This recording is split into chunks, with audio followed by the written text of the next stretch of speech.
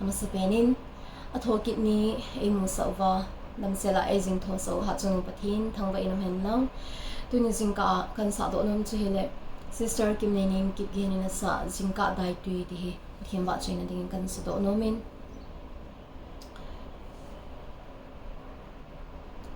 sange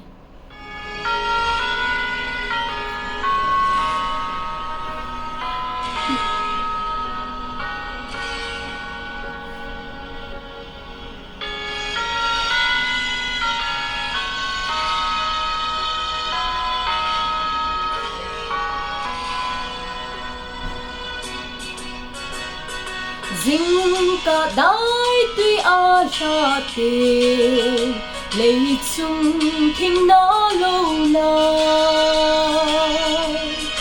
zan dai tui zin a chak te a hing do so ki zi van noi so sia ga sei le vin pa kai chu a tho do ki tai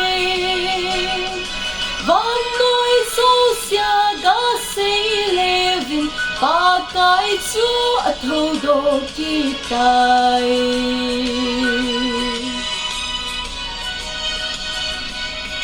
is there sing ni no aso pa cha nam kim apa hui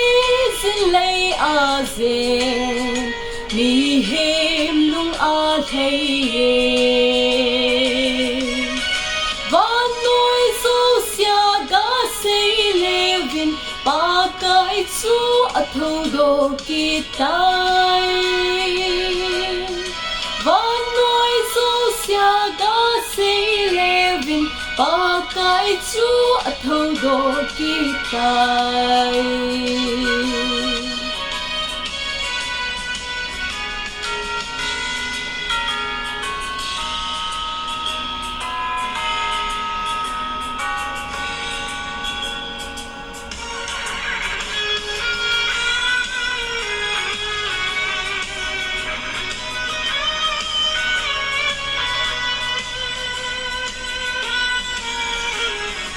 Jing imu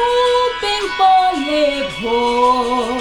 na sao sa do uvin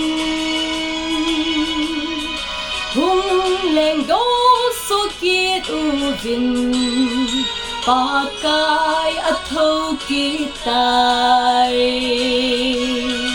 van noi so sia ga sei levin pa kai chu a tho do ki tai van noi so sia ga sei levin pa kai chu a tho do ki tai van noi so sia ga sei levin pa kai chu a tho do ki tai van noi so sia ga sei levin pa kai chu a tho do ki tai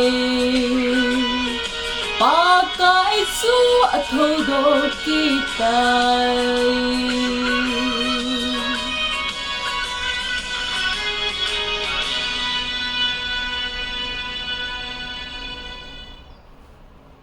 But so la is opening in bon jawa ding in patebo bitahen.